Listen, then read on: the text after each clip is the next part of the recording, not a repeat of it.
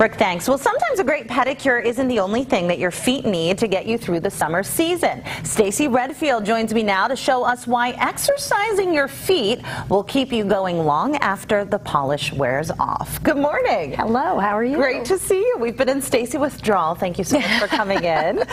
So, you know, you hear a lot of people this time of year saying, oh, I got to get my bod ready for summer. You don't hear a lot of people saying, boy, I really hope my feet are in shape. No one talks about the feet. Yeah, why is that?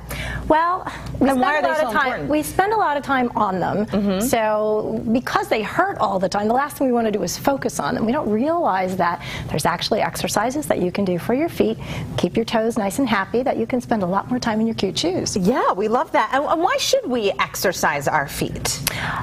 Well, we don't realize that 52 of the bones of our 206 in our entire body are in our feet. Okay. Yeah, so there's a lot of bones down there. Fact along the way somewhere. There's also muscles and tendons and things that go along with that. So when you are putting your foot in a shoe, you are restricting their movement. We are born without shoes.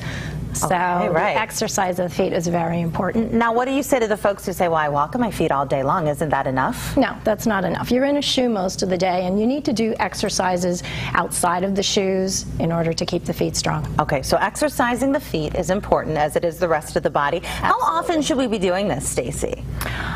I think every day. It depends on how much you're on your feet. If you're a runner, if you're in shoes constantly, if you spend most of the time in sales on the floor on your feet, then you should be exercising your feet on a daily basis. But for the majority of the population out there, 2 to 3 times a week will work. Okay. Now I'm sure folks are saying, well, I don't remember seeing a foot machine at the gym. How do I do this, Stacey? Help me. How do we do it?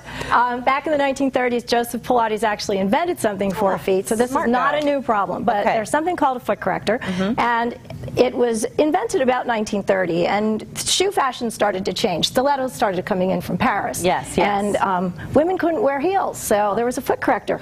And basically, this is a spring-loaded, resistance-based piece of machinery or equipment that you can put your foot on, and you just work the toes.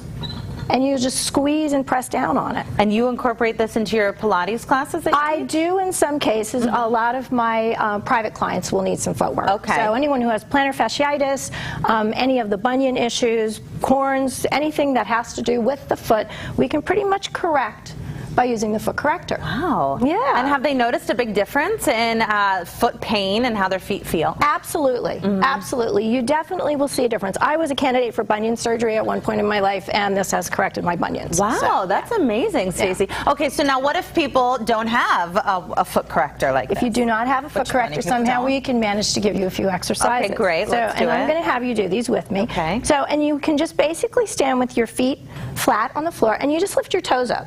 Okay. You just lift your toes up a few times. If you wanted to do these in sand, that also helps. It gives you a little bit of resistance. So you can lift your toes up off of the floor and just lower them down, and you'll lift them up and lower down. And look at how cute, right? Lift up and lower down. This is an exercise I can handle. Seems basic, but you can just roll up to the ball of the foot. And a lot of people will roll off to the side. You'll see that a lot, where you'll start to roll off to the edge of the toe. That is the weaker side of the foot. So you want to roll all the way right through the ball, through the big toe. You know, it actually feels good. My toes feel a little tight. Now watch, if you go all the way up to the tip of the toe, where the toenail is, and if you need help to hold on to me, it's, because you start to balance. And now, if you take your foot over, and you just stretch over the top of the foot. Good thing I got a pedicure. So take it right over the top. So it'll stretch out the top of your toes. So especially if you're in a heel or any type of a heel all day where the foot or the toe is lifted, you want to stretch out the top of your foot. If you get a high arch, a lot of people will have a high arch or a low arch, or your arches start to fall.